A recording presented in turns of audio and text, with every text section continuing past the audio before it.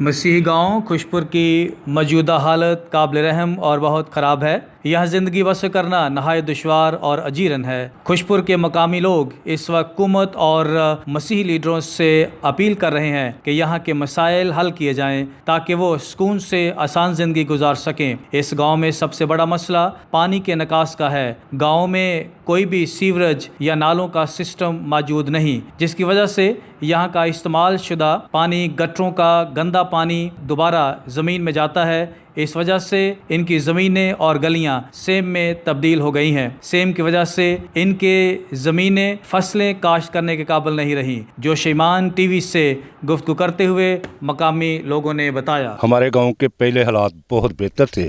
आजकल हमारे गांव के तालाब बंद हो चुके हैं, लोगों ने घर बना लिए हैं। इस वजह से पानी का निकास बाहर नहीं जाता, फसलों में पड़ता है। हमारे साथ वाली जो ज़मीनें हैं इनमें पानी बहुत ज़्यादा चला जाता है, इसलिए हमारी फसलें भी तबाह हो जाती हैं। हमारे गांव के लिए भी मुश्किलात हैं। बाकी हमारे गांव के निकास का बेहतर इंतज़ाम किया जाए, जिस वास्ते ना साढ़े खुशपुर नूं कोई सुकून हो जाए, नहीं तो बहुत साढ़ा खुशपुर के हालात खराब ने। मेहरबानी है साढ़े खुशपुर का निकास जिहड़ा ना चारे तरफ इसे ही किया जाए तो साढ़े खुशपुर दीयां ज़मीनां भी आबाद हो जाणगियां। साढ़े पिंड विच पानी का बहुत ज़्यादा मसला है। खास तौर पर जो बारिश होंदी है उदों लंघण वास्ते राह नहीं मिलता। हर पासे चिक्कड़ ही चिक्कड़, गंदा पानी गटरां दा वो लोकां दा जिहड़ा वो बाहर हुंदा है, जिहदी वजह तो सानू बहुत बीमारियां दा मसला है। लोग बीमार हो, मच्छर पैदा हो जाता है तो जिहदी वजह तो सानू रात नूं सुत्ता नहीं जाता तो साढ़े वास्ते बड़ी परेशानी है। बदबू हर तरफ फैल जाती है। मोटरसाइकिल ते जाने जो शहर सानू लंघण वास्ते राह नहीं लभदा कि कित्थों दी जाइए कित्थों जाइए। तो इस तो यदी वजह तो साढ़े कारोबार बंद रहंदे। दो दिन असी शहर नहीं जा सकते, डंगरां वास्ते पट्ठे नहीं लिया सकते, होर काम नहीं कर सकते। पीण वाला पानी जिहड़ा असीं बाहर लिआउने नलकिਆਂ ਤੋਂ, लेकिन वो भी असी नहीं लिया सकते। असी मजबूरन यह जिहड़ा पानी है टूटी का ये पीने तो इस तो साडी ये मरियम नवाज अगे रिक्वेस्ट है कि वो इस मसले की तवज्जो देवे। पानी का जिहड़ा निकास का मसला है ये बहुत बड़ा मसला है, पूरे पिंड वास्ते बड़ा मसला है, जिहदी वजह तो सारे लोग परेशान ने। हर रोज़ लड़ाइयां झगड़े होंदे ने, गालम गलोच होंदी है तो ये बहुत साढ़े वास्ते मसला है। तो मरियम नवाज अगे साडी रिक्वेस्ट है कि साडे इस मसले नूं हल करे। खास तौर पर जिहड़े साडे मसीह रहनुमा ने उन्हां अगे भी साडी रिक्वेस्ट है कि इस मसले नूं हल करन ताकि साडा मसला हल होए ते असीं अमन सकून नाल जिंदगी गुजारीए। पुत पानी किसी पासे नहीं जाता, ना पानी जाता, ना कोई निकास है, ना कोई कुछ है, बस इंज ही है। असीं आने पिंड दा साफ गलियां होण, नालियां बनन, सोलंग सही होए, पानी का किसी पासे निकास होए। पीण का पानी भी नहीं सही, हाँ नलकिਆਂ तो लियाईदा बहुत मुश्किल नाल। जदों मींह पै जाए फिर किधर नूं जाए, फिर तो ना सिर ते चुक के जाया जांदा, घड़े लैके ते चुक के ते पानी ढोंदा फिरे। राह च लत्त बाहीं तड़ानी है पानी ढोंदियां।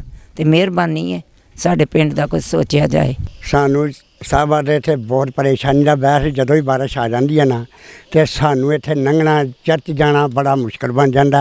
बाकी दूसरे नंबर ते साडियां ज़मीनां दा जिहड़ा बरहान होया ना पानी करदा, ये भी असीं बड़ी मुश्किल दे नाल असीं ज़मीनदार जरूर हाँ पर ना दे हाँ। पट्ठे असीं दूजियां पिंडां चों जाके लैके आईदे ने। साडे इत्थे पट्ठे सानू नसीब नहीं हुंदी, गंदम बीजने आ वो नहीं हुंदी, वो भी असीं दूजे शहरों च जाके तो खरीद के तो लियाने। बाकी जे किसी हो भी जाती है तो कुछ 6 महीने गुजरते हैं तो मुक जाती है। बाकी असी इन्ना परेशान हाँ जिहड़ा रहा कोई पानी का निकास नहीं, कोई साढ़े इत्थे नालियां सोलंगां का निकास नहीं। तो लिहाजा ही मरियम नवाज नूं ना साढ़े वालों थोड़ा जिहा मेहरबानी करके तो तलाह दी जाए कि साढ़े वास्ते भी कुछ सोचे। क्यों असी उन्हां दे वास्ते असीं बड़ियां दुआवां करने कि सानू जिहड़ा वीरे वाला मिलिया है वो बहुत ही अच्छा और साढ़े मतलब गरीबां वास्ते बहुत सोचता है। पर असी जो पिंड वालों असीं अपने वालों वेने तो साढ़े वास्ते वो पता नहीं निगाह नहीं काम करती या कि कोई दसदा कोई नहीं उन्होंने। तो असीं मेहरबानी करके असीं ये तलाह देने कि मरियम नवाज साडी मदद करे। मेहरबानी है कि साढ़े कुछ गरीबा क्रिश्चनां दा भी सोचे। पिंड दा मसला है कि साडी कब्रस्तान है, अब बारिश पैंदी है इन्नी तबाही लैंदी है कि साढ़े जिन्ने तुर गए ने जी वो रात नूं आण के पुछदे जे तुसीं आओगे तुहानूं छेत्तर मारांगे। ਤੇ ਜਿੰਨੇ ਮਰਨਾ ਹੈ ਤੇ ਉਹਨੇ ਫਿਰ ਜਾਣਾ ਤੇ ਹੈ ਨਾ ਉੱਥੇ। ਖੁਦਾ ਦੇ ਵਾਸਤੇ ਸਭ ਤੋਂ ਪਹਿਲਾਂ ਇਹ ਮਸਲਾ ਹੱਲ ਕਰੋ। ਉਸ ਤੋਂ ਬਾਅਦ ਸਾਡਾ ਹਾਲ ਆ ਵੇਖ ਲਓ ਕੀ ਹੋਣ ਡਿਆ। ਅਸੀਂ 3 ਤੋਂ 4 ਵਾਰਾਂ ਮਕਾਨ ਪਾ ਬੈਠੇ ਹਾਂ ਤੇ ਮਕਾਨ ਬਣਾਉਣਾ ਸੌਖਾ, ਅੱਜ ਤੱਕ ਕੁਕੜੀ ਦਾ ਖੁੱਡਾ ਬਣਾਉਣਾ ਔਖਾ ਹੈ। ਰੱਬ ਦੇ ਵਾਸਤੇ ਅਸੀਂ ਮਿਹਨਤ ਕਰਨੇ ਆ ਤੇ ਸਾਰਿਆਂ ਅੱਗੇ ਮਿਹਨਤ ਇੰਨੀ ਕੋਈ ਕਰਨੇ ਆ ਕਿ ਸਾਡਾ ਕੋਈ ਮਸਲਾ ਹੱਲ ਕਰੋ ਪਾਣੀ ਦਾ। ਤੇ ਆ ਤਰੀਕਾਕਾਰ ਹੋਣਾ ਚਾਹੀਦਾ ਕਿ ਸਾਡਾ ਪਿੰਡ ਇੰਨਾ ਕੋਈ ਪਿੱਛੇ ਤੁਰ ਗਿਆ, ਬਲਕਿ 4-5 ਸਾਲ ਵੀ 500 ਸਾਲ ਪਿੱਛੇ ਤੁਰ ਗਿਆ। 12 ਨੰਬਰ ਗਲੀ 'ਚ ਮੇਰਾ ਘਰ ਹੈ। ਜਾ ਕੇ ਵੇਖ ਲਓ ਪਾਣੀ ਨਾਲ ਡੁੱਬਿਆ ਪਿਆ। ਮੈਂ ਸਾਰੀਆਂ ਗਰਮੀਆਂ ਪਾਣੀ 'ਚ ਮੱਛਰ ਲੜਾਉਂਦਾ ਰਹਿਣਾ ਵਾ ਤੇ ਮੱਛਰ ਇੱਕ ਨਾ ਪਾਣੀ ਗਾਂ ਲੰਘਣ ਦਿੰਦੇ ਨੇ ਨਾ ਲੰਘਿਆ ਜਾਂਦਾ। ਪਿੱਛੇ ਛੋਟ ਮਿੱਟੀ ਆਣ ਕੇ ਵੇਖ ਲਓ ਮੇਰੀ ਬੈਠਕ ਸਾਰੀ ਥੱਲੇ ਡੁੱਬ ਗਈ ਹੈ। ਇੰਨੀ ਕਿ ਮਿੱਟੀ ਸੁੱਟੀ ਹੈ, ਪਾਣੀ ਨਹੀਂ ਬਾਹਰ ਨਿਕਲਦਾ। ਨਹੀਂ ਹੁੰਦੇ ਇਹਨਾਂ ਦੀ ਵਜ੍ਹਾ ਨਾਲ ਫਸਲ ਨਹੀਂ ਹੁੰਦੀ। ਬਾਰਿਸ਼ਾਂ ਜਦੋਂ ਹੁੰਦੀਆਂ ਨਾ ਪਾਣੀ ਸਾਰਾ ਇਕੱਠਾ ਇੱਥੇ ਪੈਲੀਆਂ 'ਚ ਆ ਜਾਂਦਾ ਹੈ। ਕੋਈ ਛੱਪੜ ਅੱਗੇ ਹੁੰਦੇ ਤੇ ਅੱਗੇ ਛੱਪੜ ਪੂਰ ਛੜੇ ਨੇ, ਹੁਣ ਨਿਕਾਸ ਕੋਈ ਨਹੀਂ, ਹੁਣ ਸਾਰਾ ਪੈਲੀਆਂ 'ਚ ਪਾਣੀ ਜਾਂਦਾ ਹੈ। ਪਤਾ ਨਹੀਂ, ਸਾਨੂੰ ਨਹੀਂ ਹੁਣ ਪਤਾ, ਲੋਕਾਂ ਨੇ ਜਿੰਨੇ ਆਪਣੀ ਜਗ੍ਹਾ ਉਂਜੀ ਵਲ ਲਈ ਹੈ, ਪਤਾ ਨਹੀਂ ਹੁਣ ਉਹ ਪੂਰ ਛੜੇ ਨੇ ਹੁਣ। ਤਾਂ ਅੱਗੇ ਛੱਪੜ 'ਚ ਤੁਰ ਜਾਂਦਾ ਸੀ ਪਾਣੀ, ਤਾਂ ਹੁਣ ਤੇ ਪੈਲੀਆਂ 'ਚ ਹੀ ਹੁੰਦਾ।